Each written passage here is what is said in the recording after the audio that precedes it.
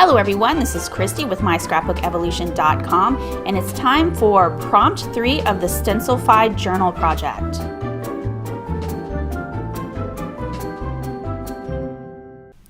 If you missed prompts 1 or 2, you can find what I did for those on my blog or on my YouTube channel at MyScrapbookEvolution.com. Meanwhile, you might also want to check out Tina Walker's social media and blog. She is the host of this challenge. She is a columnist for the Stencil Girl blog. I am not affiliated with Stencil Girl products.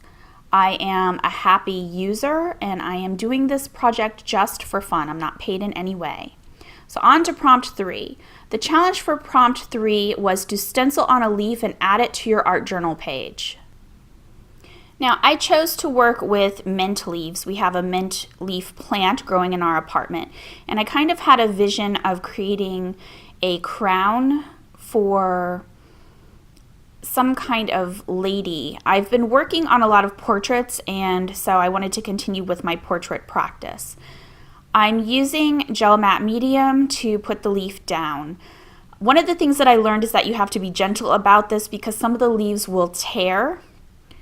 I am also using green leaves, so I really don't know at this point what that's going to do, if they're going to weather and brown. I'm hoping they're not going to mildew. I did have to use kind of a thick coat of gel medium, and it took a long time to dry.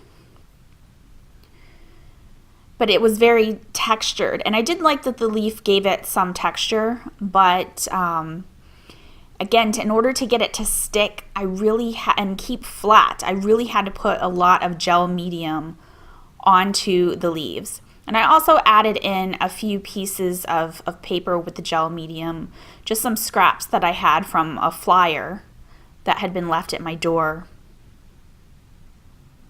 Working in your art journal really allows you to experiment.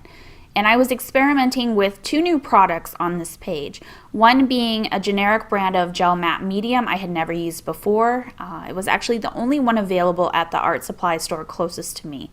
So I just kind of had to use it. And the other being mermaid markers from Jane Davenport. And those, if you're not familiar with them, they're kind of this ink-based brush tip marker.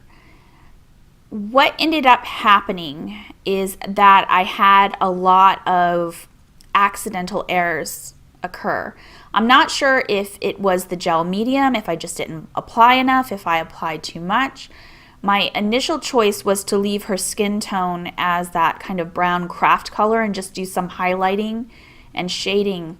But there was a bubble or a pocket in the paper, and when I started working on it, it collapsed. So I ended up having to bring in some of my acrylic paint and ink to try to fix it and hide it. It kind of looks like she has bags under her eyes, which I guess you could just say she's a stressed out queen. The skin tone's a little lighter than I really wanted, but I'm okay with it. The other issue I had is with the leaves.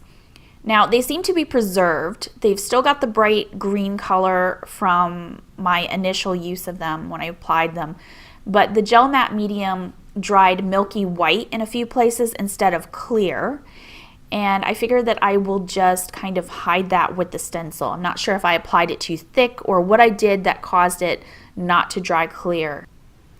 I didn't really share the drawing process for the girl that I created because I wanted to focus more on the use of the stencil. I am using the Art Deco medallion borders from Stencil Girl products here. And I think what a lot of people do when they use a stencil is that they take it at face value. Whatever they see is what they think they have to use. A stencil to me is made up of a lot of different parts. And what I like to do is look at which parts of the stencil that I want to use, and I like to combine it with other stencils. So you'll see me working back and forth between 2 of the different borders here in order to create her crown. I'm using a gel ink pen. I probably should use one that is waterproof, but I don't think this one is. From time to time you'll see me place a tissue down, and that's mainly so that I can protect my hands. A lot of times the ink isn't dry yet, and if I get ink on my hand, it will then transfer to other parts of the page. Sometimes the ink smears a bit on the stencil because it is plastic and it's not going to dry on there. So the tissue prevents that also from smudging onto different portions of the page itself.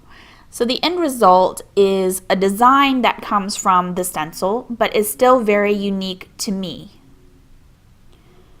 Once I had the crown the way that I wanted it to be, I realized that she felt a little off. So I pulled part of the design and I put it down inside her outfit.